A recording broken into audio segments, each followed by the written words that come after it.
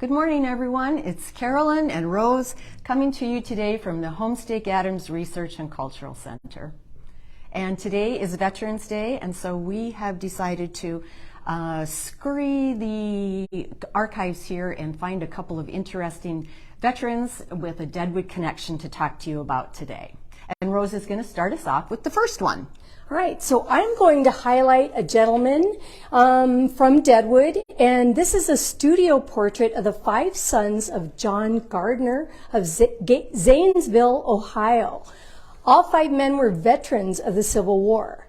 Now, we're going to give a big shout out to one of his sons, Captain Cravan Van Horn Gardner, and we're going to call him CV. That's how he went. So this photo is left to right. And it's CV, James, Madison, Asa, Isaac, and Washington. C.V. Gardner was born in Ohio in 1836. He attended law school in Cincinnati and after graduation headed west to Colorado to set up a practice. When the Civil War interrupted his legal career, he joined the Union Army in 1862 and served the duration of the campaign. It was said that C.V. was a valiant soldier of the Civil War, never a coward, but always a fighter. After the war, he set up a law practice in Iowa. While there, he caught gold fever and headed for Deadwood in 1876. He made quite an impact in Deadwood and the Black Hills. C.V. is credited with bringing in the first wagon goods, building the first frame structure, establishing the first quartz mill near Gayville, and bringing the first flour mill to Spearfish. He married and had 5 daughters and 1 son. His wife preceded him in death. C.V. died of pneumonia at the State Soldiers' Home in Hot Springs in 1930. This is a portrait of C.V. Gardner later in life, probably taken in the early 1920s. Notice he's wearing a Civil War military ribbon and a pin on his lapel. Now, let's listen to who Carolyn would like to focus on today.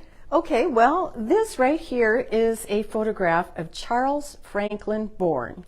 He was originally from Racine, Wisconsin. He had a brilliant military career. In 1928, he graduated from the United States Military Academy and commissioned a 2nd lieutenant in the cavalry. He was assigned to Fort Meade, of all places, for duty with the 4th Cavalry.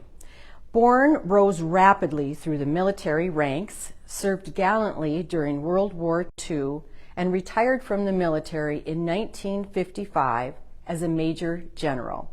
He married Florence Fountain in 1928. Now, Fountain name is familiar in Deadwood. Florence definitely was a native Deadwood girl, and she was the daughter of Mr. and Mrs. Joe Fountain. Now, Francis and Charles had 3 children. They had 2 daughters and 1 son, and they lived in Deadwood for several years. And Bourne was awarded the Distinguished Service Medal, Merit of Legion with 2 oak leaf clusters, Distinguished Flying Cross, Medal Air with 1 cluster. And he is also an honorary Knight Commander of the Bath of the British Empire. Pretty impressive right there.